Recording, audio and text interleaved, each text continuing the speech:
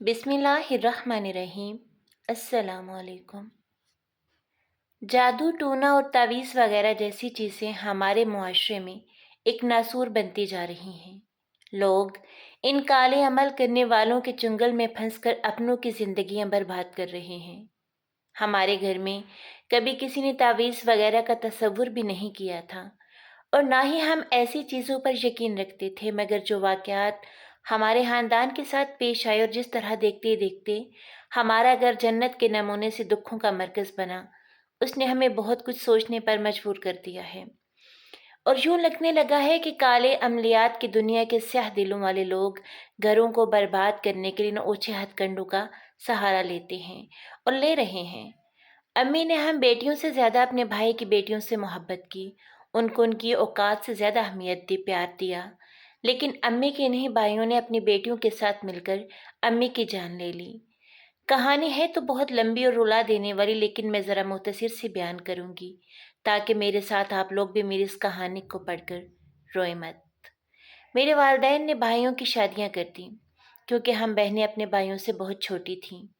हम बहनों ने और अम्मी अब्बू ने भाभियों को बहुत इज्जत दी, हत्ता कि ऐशो इशरत और हर छोटी से छोटी ख्वाहिश भी पूरी होती। उनकी हर गलत हरकत पर पर्दा डाला जाता, हर गलती और गलत बात को माफ़ किया जाता। अम्मी अब्बू उनके सामने हमें डांट डपट देते और कभी कभार ज़्यादा गुस्सा कर जाते कि भाभियाँ हैं, बात माना करो इनकी, जो काम कहें वो किया करो। हम बहनों ने साफ दिलो दिमाग से उनका हर काम करना। उनके बच्चे हुए तो हम सब घर वाले बहुत खुश हुए कि रौनकें लग गई घर में। जब सबसे बड़े भाई की शादी हुई, अम्मी एक हफ्ते बाद बीमार हो गई और ऐसे बीमार हुई कि चारपाई से लग गई। हमें तो पता नहीं था कि ये तावीज़ धागा जादू टोना होता क्या है। जब मोहल्ले के लोग हमारे घर अम्मी का हाल पूछने आते तो यही कहते, तावीज़ हुए हैं बहन पर। लेकिन हमने फिर भी यकीन न किया कि हम इन चीज़ों से आशना ही न थीं। अम्मी को 5 साल तक सर्दी, गर्मी, बारिश, धूप हम यूं ही डॉक्टर्स के पास लेकर जाते रहे और अम्मी का इलाज करवाते रहे। दिन रात एक एक करके अम्मी का इलाज करवाया हमने। अम्मी कुछ बेहतर होती, लेकिन अम्मी के भाई जब भी अम्मी से मिलने आते, अम्मी की तबीयत खराब हो जाती। मामू की बेटी का रिश्ता ज़बरदस्ती भाई के साथ तय करवा दिया गया। मामू ने अम्मी को ऐसा कुछ कहा कि अम्मी जो थोड़ा बहुत चलने फिरने के काबिल हुई थी, फिर चारपाई की होकर रह गईं। मोहल्ले की औरतें जब भी अम्मी का हाल पूछने आती और फिर वही बात करती, बेटा तावीज़ हुए हैं आपकी अम्मी पर। अम्मी ने खाना पीना भी छोड़ दिया, रोती कि मुझे खाना दो। अम्मी को सिर्फ दलिया देती, उसके अलावा कुछ नहीं।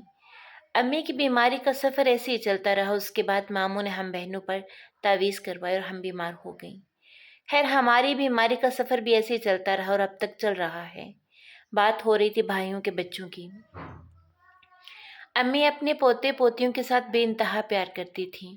हमने खुद से ज़्यादा भाइयों की इज्जत दी, प्यार दिया, लेकिन उन्होंने भाइयों के कान भरने शुरू कर दिए कि घर में जो चीज़ आती हमें ना दी जाती। हालांकि घर में जो चीज़ भी आती उनको उनके बच्चों के ज़्यादा और सबसे पहले दी जाती। बस फिर भाई शुरू हो जाते हमसे लड़ने और अपना हक लेने। अम्मी की तबीयत खराब हो जाती और डॉक्टर के पास लेकर जाना पड़ता। अम्मी हमें चुप रहने का कहती।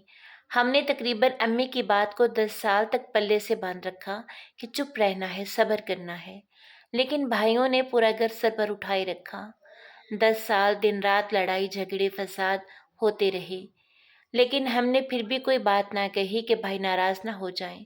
फिर कुछ अरसे के बाद हमारे अब्बू पर बड़ा भारी अमल करवाया गया।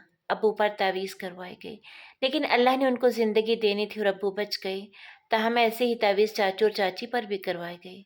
चाचू तो जान से गए, जबकि चाची को माजूरी का सामना करना पड़ा और वो आजकल लाहौर के एक हस्पताल में एडमिट हैं। फिर 3 साल के बाद अम्मी को मारने की प्लानिंग की गई। हालांकि अम्मी अब्बू ने कभी किसी का बुरा नहीं चाहा, कभी किसी को तकलीफ नहीं दी। अम्मी को अचानक एक अनजान बीमारी ने जकड़ लिया और वो हर लम्हा तड़पती रहती। कोई तकलीफ उन्हें अंदर ही अंदर मार रही थी और वो एक रोज़ हम सबको छोड़कर हालांकि हकीकी से जा मिली। कहानी लिखी तो बहुत मुख्तसर, क्योंकि मैंने शुरू में ही आपको बता दिया था कि अगर कहानी लंबी और रुला देने वाली होगी तो बयान करते करते मैं खुद भी रो पड़ूंगी और पढ़ते पढ़ते आपको भी रोना आ जाता। इसलिए सोचा कहानी ज़रा मुख्तसर ही रखी जाए। آپ سے بس یہی گزارش ہے کہ میری امی کے لیے دعا کریں کہ قبر میں سکون ملے ان کو اور اللہ پاک جنت الفردوس میں اعلیٰ مقام دیں۔ کیا آپ یقین رکھتے ہیں تعویذ جادو پر؟ اپنی رائے کا اظہار ضرور کیجیے گا کمنٹ باکس میں، اور اللہ تعالیٰ سے برے لوگوں سے بچائے۔